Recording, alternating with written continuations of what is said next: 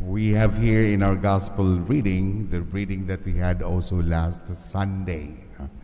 In fact, we are reminded that for Saint Luke, he wanted to depict Mary as the new Ark of the Covenant.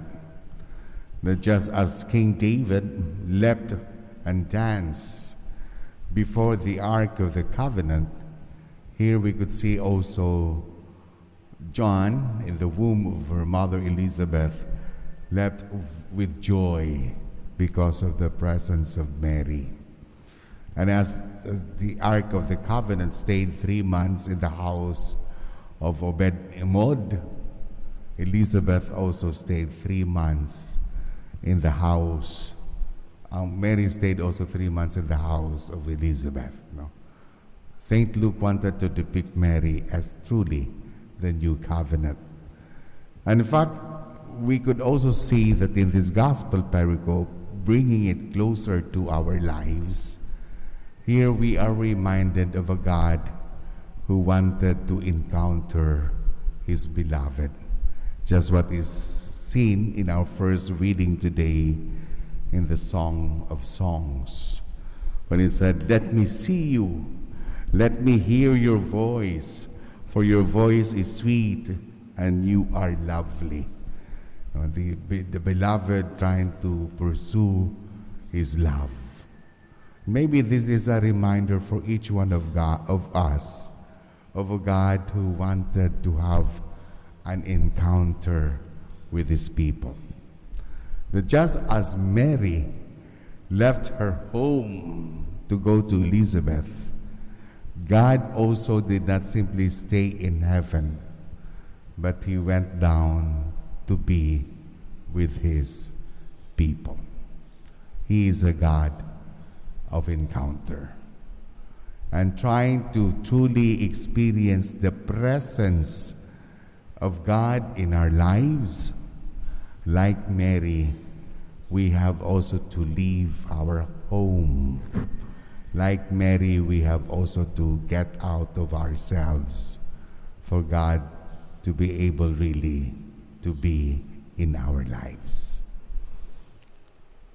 For many of us, we have different feelings in the approach of Christmas.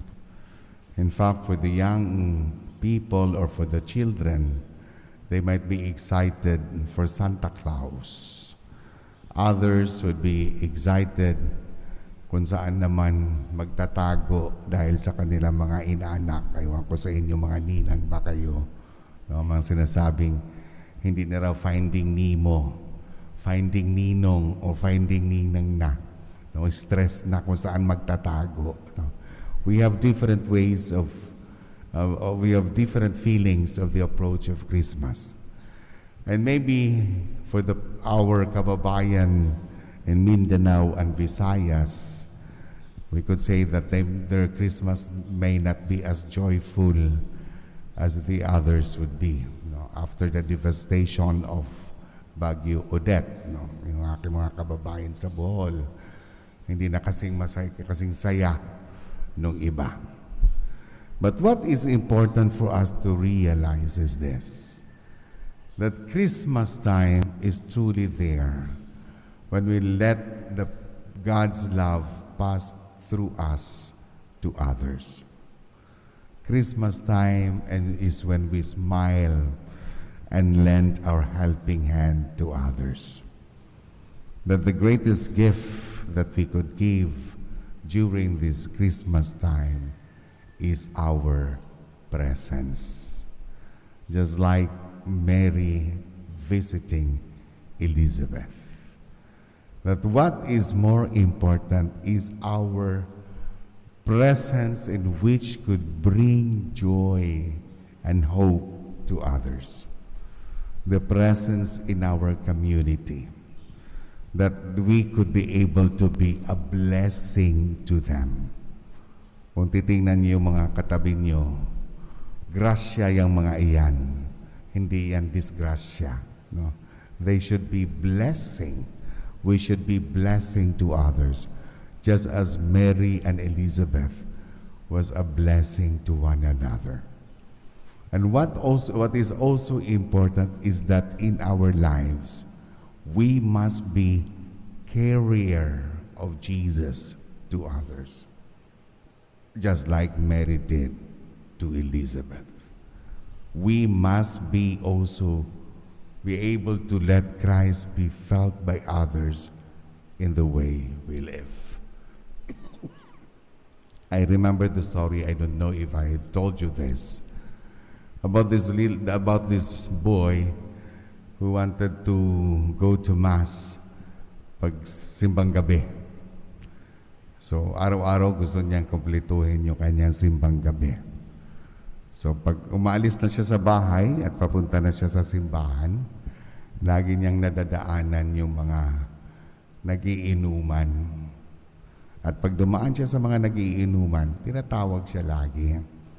Sabi, boy, halika, shot. Isang shot lang. Ang sabi ng bata, wag na, magsisimba pa ako.